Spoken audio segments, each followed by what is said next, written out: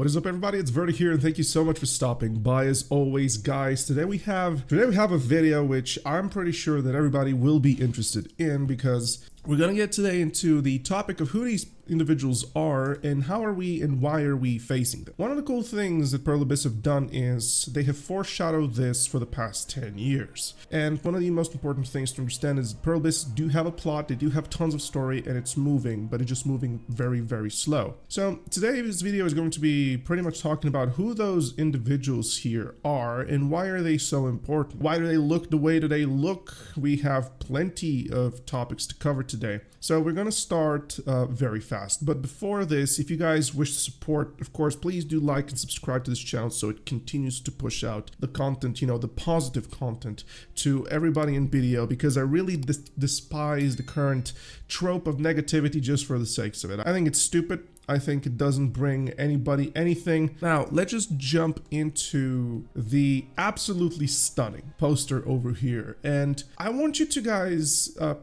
just observe this with me for a brief moment. And just to kind of pick up what's going on, can you do me a favor, guys, and just observe the palette between the transitionings of the different bosses. This is going to be instrumental for you to understand the current structure of Edania, just so you kind of really get a good hint. So the first one obviously being Jordine Ducas, the son of the Grand Chamberlain of Serendia. He was a part of the Serendian Wars, fell corrupted by the Shadow Knights, who were looking for a body which Belmorn, the king of the Hexa Kingdom, formerly of Orzeka, would be the kind of like the puppeteer. He would be just a tool to be used for Belmorn, but integrated within Jordine, and Jordine to be puppeteered by Belmorn for whatever means and purposes of the Shadow Knights.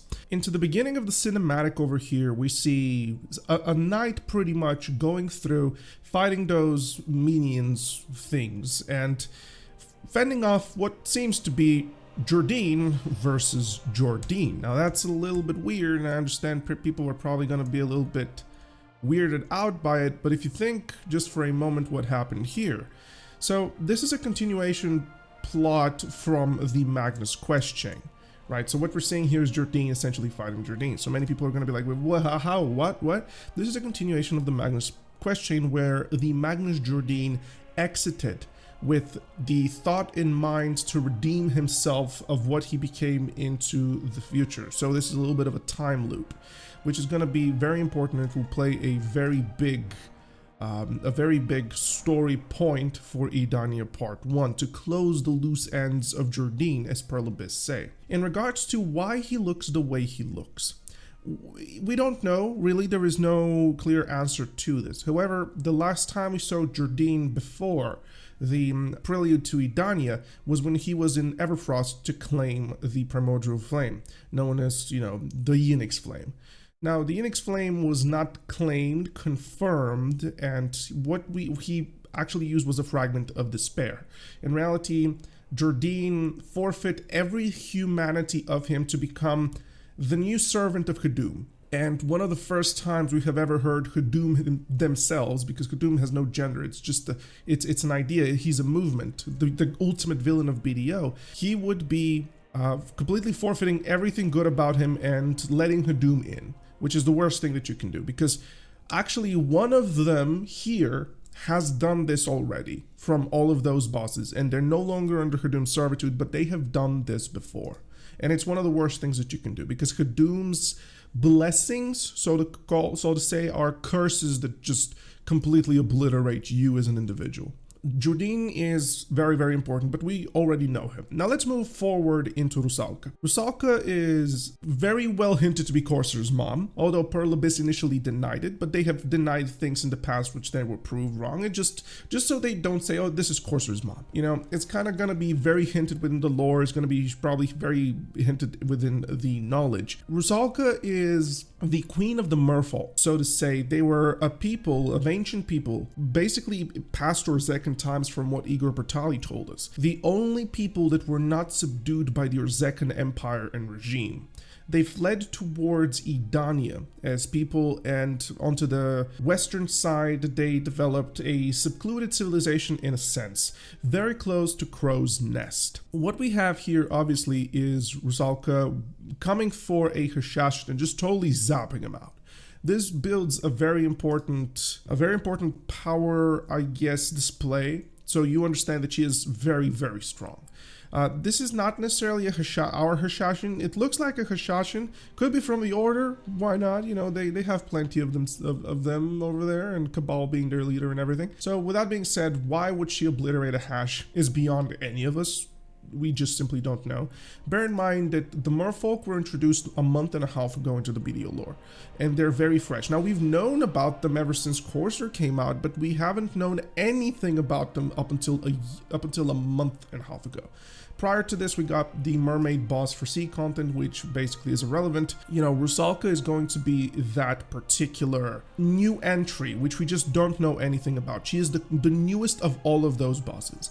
Now, I'm going to skip the middle here purposely, and then we're going to go directly into Enslar. And I'm doing this on purpose so you understand the story building of Edania, because Pearl Abyss do take their time with those particular lineups, and they do not make mistakes in their arts. All of their arts hint very heavily in regards to what is going on. Enslar, the first Valkyrie, literally. I think she was of Trina Knights originally a long time ago. Enslar would be described as a stunning woman of beauty, and her hair would be pure crimson, as if blood. She would be a very interesting individual, which would become the forefront of what at the time was the military of the Alionian Church, which is the Valkyrie Order. When the Valkyries were created, their intent was to pretty much be what the Jedi are to the Force. They're peacekeepers and propagandizing the right way of the Force, so to speak. But there is no such thing as the right way. Kind of the same thing, although loosely, is done by the Caphras Church. They created Valkyrie Order to be the ultimate display of the alienism and the faith of it. Long story short, would be orchestrated, and then she would be manipulated by the very church which she served, and she would be sent to her death. With all of the Valkyries, they would be sent by the church being manipulated by the Fraternity of Light, which are a derivative of the Shadow Knights, right? So these two have a connection. These two are kind of like natural sworn enemies, basically. By all means, they should be. So Enslar would lose her life, so far, so to speak. And she would do this because at the final moment where she was sent off to seal Zarka, a very powerful reincarnation of Zarka at that, she would be having second thoughts over what this was happening, because she knew that they were sent over to be living sacrifices to Zarka by the Fraternity of Light manipulating the Alien Church. But what she would do is deny the order, and she would sacrifice herself to save the sisters, and then she would seal Zarka off herself. So this is a very powerful feat. Enslar is absolutely no joke. Speaking of her, I have a little bit of an issue with Enslar, because Enslar doesn't look this way at all. We don't know who this is. It's going to be someone who plays Plot. It could be also us. By the way, this could be just us in the part of the cutscene cinematic, which we will be getting as well. But as you can see here, this is something very, very important. Enslar looks phenomenal. First, this is so much detail, and this is precisely what we will see in game, because if you all know, there is no such thing as cinematic engine for Pearl Abyss, which is, I think, very, very shameful, especially in 2025, but this is what you have over here. Enslar is insane. She is all powerful, and my issue comes in because she is not really looking lore accurate, but probably something has happened. Now, when Enslar lost her life, or was lost as the Valkyrie said, she was lost within the abyss where Zarka was sealed. Moving onwards to the most important character in Black Desert Online. Flat out, there is nobody more important than Caphras, the Immortal Alchemist. He is the final boss. He is the last boss. He is pretty much the ultimate entity right now of if there is an individual that knows about the nature of the world, this would be Caphras. Caphras, the Immortal Alchemist, although we have absolutely no idea why he looks the way he does. He is an elf, he's a Luthragon, he is Archer, right? He looks like Archer. How he has obtained this visage, we do not know. We absolutely do not know. However, data mining suggests that it's a two-phase fight, and what Pearl Abyss showed us is phase 2. So we will see if, this is something that is Caphras' ultimate power. So Caphras is, as I said earlier, he's the creator of the Caphras Stone. It's named after him. He is the creator of the Black Distortion Earring when he exploded Star's End, post the fall of the meteorite. Caphras would be so impactful in regards to alchemy, to the point where his knowledge and research would be used to create the Slumbering Origin armors. Caphras would be so unbelievably powerful and potent in regards to his knowledge that all of his teachings would still be learned and thought of. I have an entire lore episode with my friend Grimkill onto the Grim Verdict podcast, which is always available down below, pinned into the comments. You can, into the description. You can always go check it out. We have a 1 hour and 30 minutes lore video on Caphras, if you guys really wish to know, because it's so much to the point where I can't really fit it for this video. However, we did miss the lady in the middle. The lady in the middle is not a random person. The lady in the middle, first and foremost, in my opinion, is the most stunning out of them all. Not for the visual beauty, no, it's just that how well they landed her. This is pretty much, in reality, if lore accurate could be lore accurate, this is what lore accurate is. The lady in the middle is Cartian. Cartian is the mother of sorcery in reality. I can't even just stop smiling just thinking about it. If you're a Sorc player in Black Desert Online, this is mom. This is mom. Everything that you do comes from her. She made a book which contains a very big portion of her power.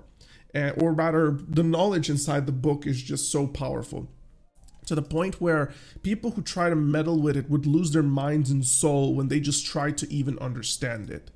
Cartian is a very, very powerful individual, which we just simply cannot avoid talking about. She is, in fact, the mother of sorcery, for all we know is the modern sorcery. Her understanding of the Black Spirit is unparamount. You need to understand that sorcerers kind of pivot their entire thing around the connection with the Black Spirit and utilizing this connection to the utmost best. Cartian developed such an understanding of it to the point where I was being advised into the lore channel of Black Desert about what perhaps she did, because in our world, when you have a Black Spirit, it prolongs your life indefinitely up until that connection is broken. Cartian severed presumably the connection with her own Black Spirit and is still immortal. This is the thing about Cartian. Her scythe is rumored to grant immortality because it's an extent of her power. Cartian is insane. She is very, very old. She is the founder of Tarif sorcery in the village of sorcery with Alan Serbin. I think it was Serbin or Serbine, whatever it is.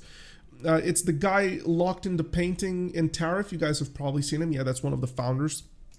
And in front of him, there is a tree known as Latusha tree. Sorry, it's just a weird name that I can't remember. And underneath that tree, there is a book sealed, and a Black Spirit guards it. This is Cartian's Black Spirit there guarding her book, right? And to force the Black Spirit into such submission definitely speaks of power.